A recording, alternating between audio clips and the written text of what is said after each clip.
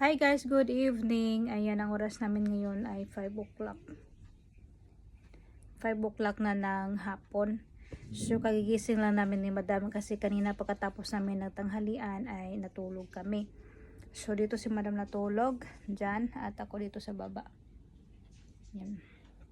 Dito ako natutulog guys kasi yung bisita namin nandoon sa kwarto namin ni Jenna natulog.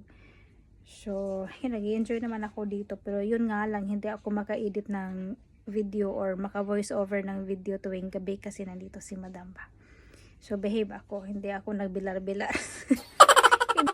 Hindi ako makapag-edit ng voice over guys. So, hindi ako late matulog. Kung kailan matulog si Madam, tulog din ako. Yung bisita namin ay pupunta siya ng Pakistan ngayong 16 or 17. Tapos yung amo kong lalaki naman ay babalik dito ngayong 23. Malapit na. So kapag pupunta na ng Pakistan yung bisita namin ay pwede na din akong malate na matulog kasi mag-iisa na lang ako doon at hindi na ako dito matulog kasama ni Madam. Hindi na ako mapagalitan. Naligo na si Madam kasi mamaya ay doon na naman kami maghapunan sa isa sa mga pamangkin nitong bisita namin. Pero yung bisita namin guys tulog pa kasi kanina late din siya, natulog na kami ni Madam, siya hindi pa kasi meron siyang YouTube channel guys, na-edit siya ng video at saka nag-upload siya. So, yun late siya nakatulog. Ngayon, hindi pa gumising, 4 o'clock na.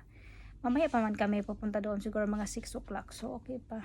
Ready naman siya, tapos na siya naligo. Ako din, tapos na din ako naligo kanina. Ang amo ko lang babae ang late naligo kasi naglagay pa siya ng oil sa buhok or sa anit niya. Kaya pina-absorb muna niya bago siya naligo. So, yun lang. Malapit na talagang uuwi dito si Sir at mag-iisa na lang talaga si Jenny doon sa Pakistan, no? So, yun, mahirapan talaga yung batang yun doon. Mag-iisa na lang siya. Ngayon, masaya pa siya kasi nandoon yung papa niya, palagi niya kasama.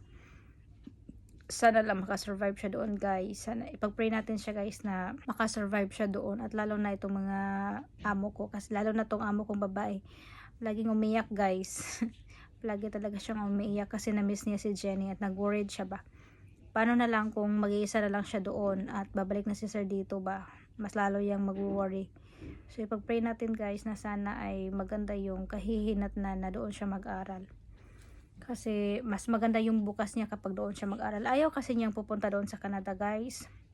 Actually, itong bisita namin, gustong-gusto talaga nila na kunin si Jenny. Yung pamangkin niya, best friend ng amo kong lalaki, si Sir Davis, palagi talagang tumawag na si Jenny kahit ang gagastusin lang daw ng mga amo ko ay yung pag-process ng papunta ni Jenny doon. Basta yung pag-process lang mga papel-papel na papunta doon. Basta lang daw si Jenny mapadala sa Canada at doon na mag-aral.